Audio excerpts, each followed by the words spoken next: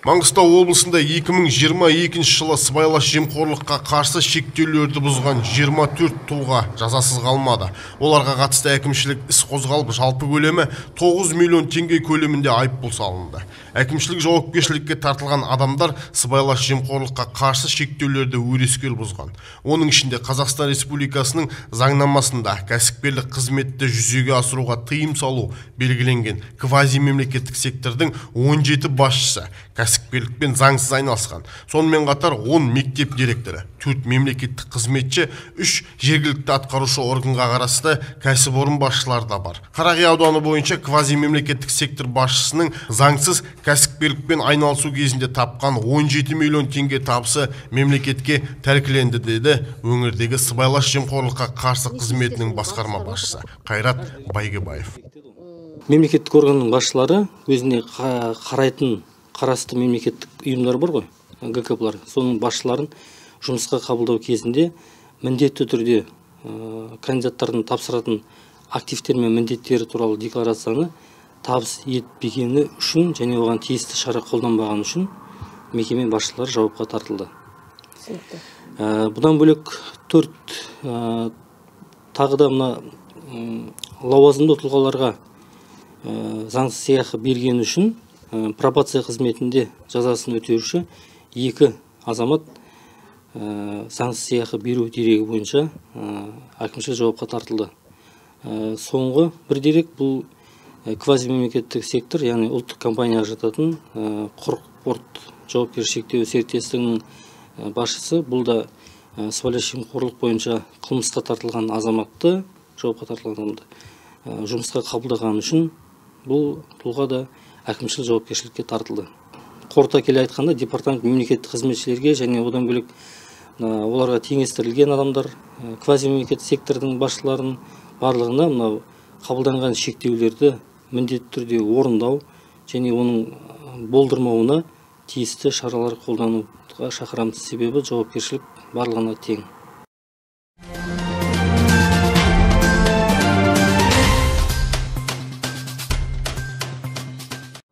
Қаңғыбас иттер ақтолықтардың зәре-құтын қашыра бастады. Иесіз иттердің топтасып тұрғындарға шабуыл жасауы да жиілеп барады. Мәліметке жүгінсек, қалада 2022 жылы ең қауіпті деген 1770 ит ауланып көзі жойылған. Ал тұрғындардан түскен арыз одан да көп. 73 жастағы Теңелбай Тұржанов 2016 жылы зейнетке шыққан. Содан бері теңіз жағалап жүруде әдетке айналдырыпты. Соңғы күндері жағалауда топ болып жүрген қаңғыбас иттерден қауіп көп дейді зейнеткер. Айтуынша, иесіз 4 аяқтылар серуенге шыққан адамдарға жүгіріп үрей туғызады екен. Тіптен топтанып жүрген иттерге таланған кездерімізде болды дейді Теңелбай Тұржанов. Кейде 5,5, кейде 6,5-ларда шығам жолға. Сонда мынау неден өте бергенде осы жағада бір бұралқа иттер кездеседі көбіне. Ол талайында кездесіп те жүр, және таланбағанмен сол талауға жақындап жүрген жағдайлары болды. Бір рет шапты, бір рет шапқанда жаңа арқаны жоқ, маған келіп жабысты, қайта анау асфальтный форм кішкене неле кеңде өтті, содан жабысты. Ал былай оғанда мен ар жағына өтіп кететін еді, кәдімгі апшарқы сияқты. Иесі қасында болды, бірақ ол басқа жақта жүр. Ана ит бөлек тіптен есінен де бөлек, жаңа аузында ауыз қап деймін, не деп айтады, набордик дейді енді орысша. Ондай болған жоқ. Қаңғыбас иттер адамдарға шабуыл жасағанмен қоймай паналаған жерінде ластап тастайды екен. Ал қазір бұралқы иттерді бұрынғыша атып тастауға тыйым салынған. Сол себепті қызметімізді атқару кезінде біраз қиыншылықтар болады дейді мамандар. Енді мына иттерді, қаңғыбас иттер мысықтарды аулау жұмысында үлкен қиындықтар болып отыр. Оны жасырмаймыз. Себебі оны біз қазір бұрын өлтіріп атып алатын едік. Қазір енді аулау бойынша уақытша ұстайтын панажайлар жоқ. Әкімдіктер тарапынан бұлар салынған жоқ. Жергілікті әкімдіктер салу керек еді. Сондай-ақ біздің мына ұстайтын, тірілей ұстайтын біздің мына қаңғыбас иттер мысықтарды құрал жабдықтарымыз жоқ. Арнаулы машиналарымыз жоқ. Оған жабдықталған арнайы дайындалған адамдарымыз да жоқ. Штат қаралмаған. Осыған байланысты бізде қазір бұл жұмыстарды жүргізу қиындық болып отыр. Облысымызда қараусыз қалған иттерге арналған бірде-бір арнайы орын жоқ. Аудан қалаларда жер бөлу, жоба жасау жұмысы енді ғана басталған. осы жыл салынып біту керек барлығы да. Сол осы жылы ақшасы қаралу керек. Оны ұстаудың, оның жаңағы тіркеудің, иттер тіркеу, дәрілеу, вакциналция жасау, сонымен қатар жаңағы кастрация, стерилизация жасау жұмыстарымен айналысуымыз керек. Осының барлығына да қаражат қарастырылады. Статистика былай дейді. 2021 жылы Маңғыстау облысында 1400-ге жуық адамды ит қапқан. Зардап шеккендердің көбі 14 жасқа дейінгі балалар. Ал былтыр тұрғындардан қаңғыбас иттерге қатысты 11 мыңнан астам шағым түскен. Жасұлан Мұқан, Сұңғат Көнебай, Ақтау Ньюс.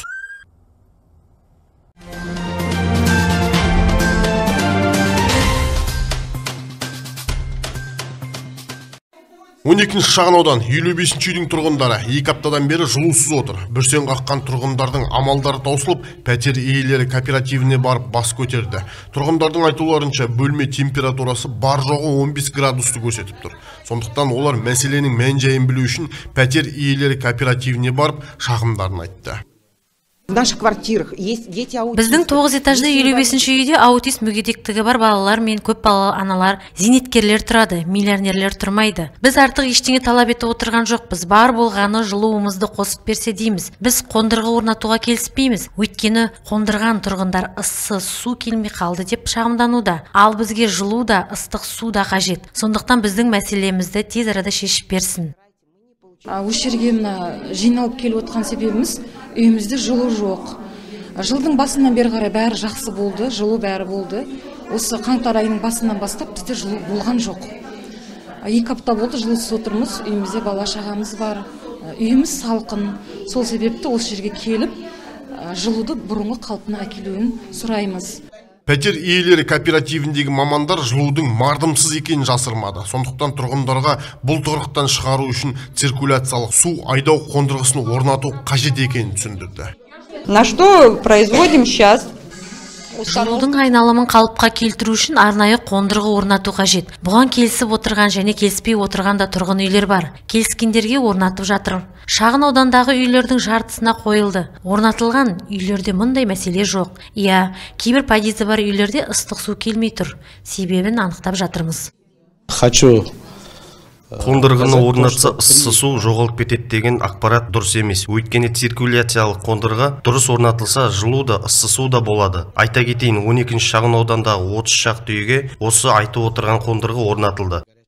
Сонымен бірнеше аптадан бері қордаланған мәселенің түйіні шешілді. Тұрғындар циркуляциялық су айдау қондырғысын орнатпаймыз деген талаптарынан бас тартып келісімін берді. Яғни мамандардың айтқан ұсынысын жөндеп отыр олар.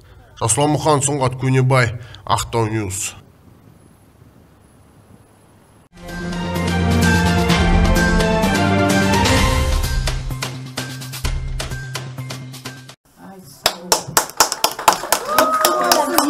Айман Сүйітова көп балалы ана. Балаларының үлкені 17-де, кішісі 3 жаста. Бұл отбасы 5 жылдан бері пәтерден пәтерге көшіп жүрген. 5 баламды жеткізсем деген Айманның жұмысы еден жуушы. Одан алған айлығы шайлығынан ауыспайды. Үй алуға мүмкіндігі болмай, осы қорға өтініш берген. Ананың жағдайымен танысқан қор өкілдері Қызылтөбе ауылынан 4 бөлмелі үйді сыйға тартты. Бүкіл қазақстандықтарға мыңда рахмет. Алладан қайтсын. Алла разы болсын баршаңызға. Бұл қордың Маңғыстау облысы бойынша сыйға берілген 80-ші баспанасы. Ал қор арқылы еліміз бойынша 802-ші отбасы қоныс тойын тойлап отыр. Ол баспаналардың әрқайсысында еліміздің әр тұрғынның үлесі бар. Өйткені қордың ұстанымы көп түкірсе көл. Мұқтаж отбасылар көп, бізге жазады, колл-центрларымыз бар, өздеріміздің колл-центрге түседі, солдан біз өзі әр өңірде өзінің өкілдері бар. Барамыз, тексереміз, жағдайларын көзімен көреміз, документтерін көреміз. Содан кейін біз өзімізді тіркеуге алып қоямыз. Одан кейін бізде комиссия жүреді. Әр айда өзі берілетін баспаналарға комиссия арқылы таңдалады мұқтаж отбасылар. Өткен айда 6 отбасыға қуаныш сыйлаған қордың бұл биылғы алып берген алғашқы баспанасы. Әр ай сайын үй сыйлауды әдетке айналдырған ұйымдастырушылардың алдағы мақсаты да қайырымдылыққа кәсіпкерлерді тарту. Жасұлан Мұқан, Сұңғат Көнебай, Ақтау Ньюс.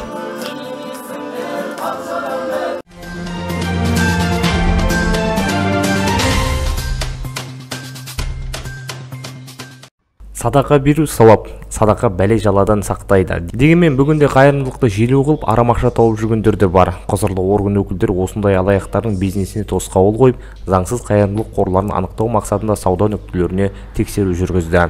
Жаңаөзендегі дүкендер мен дәріханалардан түрлі қайырымдылық қорлардың жәшіктерін көріп жүрміз. Қарапайым халық бұл жәшіктерге садақа ретінде тиын тебен салады. Алайда ол қаражаттың қайда, кімге беріліп жатқандығы белгісіз. Сауда нүктелеріндегі кәсіпкерлер де бұған аса назар аудара бермейді екен. Магазинге келді, осындай адамдар қайырымдылық қордан деп қойды осылай. Қандай қордікі, қандай мешіттікі? Ана қарекет қорымен, сосын тағы да біреу бар. Оны білмеймін анау. Енді адамдарға көмектесіп отыр, шын шығар, енді шындап болмаса қоймайды шығар. Қазіргі кезде осындай садақа жәшіктерін жаппай тәркілеу жұмыстары жүріп жатыр. Мақсат алаяқтық жасап жүрген заң бұзушыларды анықтау. Учаскелік полиция инспекторлары кәсіпкерлерге заңды түрдегі құжаттары жоқ қайырымдылық қорлардың жәшіктерін сауда орнына қоюға болмайтынын түсіндірді. Қазіргі таңда Жаңаөзен қаласы бойынша қайырымдылық қорына арналған садақа жәшіктеріне мониторинг жүргізіліп, жиналған қордың қай бағытта жұмсалып жатқанын анықтау мақсатында сауда орталықтары, азық-түлік дүкендері мен дәріханаларды тексеру жұмыстарын жүргізіліп, заң шеңберінде алдырып тастау іс-шаралары жүргізілуде. Азық-түлік дүкендеріне кіріп, сатушымен или болмаса иесімен түсіндіру жұмыстары жүргізіліп, заңсыз екенін айтып түсіндіріп жатырмыз. Қазіргі таңда алдырып тасталып жатыр. Bir шамасы алынды. Әлі де іс-шара өз жалғасын табады. Сіз берген қаражаттың нақты неге жұмсалатынына көз жеткізбей, оңды-солды садақа берудің жөн еместігін дін өкілдері де растайды. Айтуларынша қайырымдылықты желеу қылып, оны табыс көзіне айналдырып жүргендердің кесірі мешітке де тиіп отыр екен. Шаңырақ мешітінің жанындағы медресе оқушыларына деп қойған жәшіктері заңды болса да уақытша алынып тасталып жатыр. Сол себепті бұндай саны бар да сапасы жоқ қайырымдылық қорларына тосқауыл қоюды жөн санайды. Біздің садақамыз қайда кетіп жатыр, қайда жұмсайын деп жатсыздар деп сұрап алған жақсы. Тек бет алды бере берген ол дұрыс емес. Себебі кәсіп қылып жүргендер де бар да оның арасында. Осы орайда айта кететініміз, мысалы біздің де мынау Шаңырақ мешітінің қасында балдар оқитын медресеміз бар. Сол медресенің де 10 жәшігіміз бар еді, осы дүкендерге қойылып тұрған. Солардың кесірінен, сондай алаяқтардың кесірінен біздің заңды түрде жұмыс істеп тұрған жәшіктерімізді алдырып тастап жатыр. Сондықтан да мына халқымызға айтатынымыз, егерде садақа бергіңіз келетін болса, жаңағыдай тексеріп алыңыздар. Жаңаөзендегі садақа жәшіктеріне арналған рейд шаралары жалғасын таппақ, ал халықтан әрдайым сақ болуды сұраймыз. Еркін Қарасайыл, Айжанат Қазиева, Батыр Ақмолдаев, Ақтау Ньюс.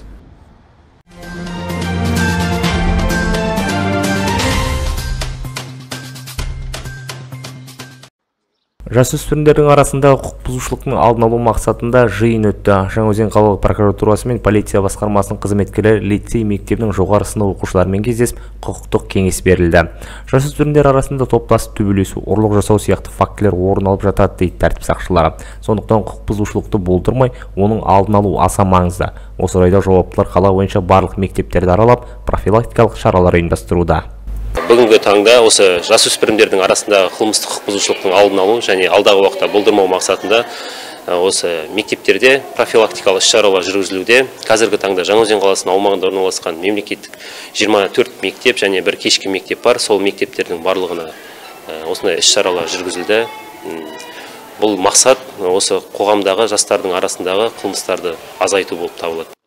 Жиын барысында мектеп бітіруші оқушылар келген қонақтарға заң аясындағы көкейлерінде жүрген сауалдарын қойып, тиісті жауаптарын алды. Сұрақтардың басым бөлігі орын алатын қылмыс пен құқық бұзушылыққа қатысты жаза айыппұл төңірегінде болды. Берілген 10-нан 250 айлық есептік көрсеткішке дейін тағайындалады дейді, ол қалай сонда? Жауапкершілікке тартып әкімшілік бойынша. Ал кәмелетке толмаған жастардың жаңа 16 жастан 18 жасқа дейінгі жасөспірімдердің қылмыс жасауы, ол қылмыстық жауапкершілікке өзі тартылады жеке дара. Ол жерде сіздерді айыппұл жазасында төлей алмаған жағдайда қоғамдық жұмыстарға тартылады. 2 сағаттан аспайды. Статистикаға сүйенсек, 2022 жылы Жаңаөзен қаласы бойынша жасөспірімдердің қатысуымен 7 қылмыс орын алған. Оның 3-і аса ауыр емес, ал тағы 3-і ауырлығы орташа және 1 ауыр санаттағы қылмыстық іс дейді құзырлы орган өкілдері. Еркін Қарасайыл, Әсел Алдашева, Батыр Ақмолдаев, Ақтау Ньюс.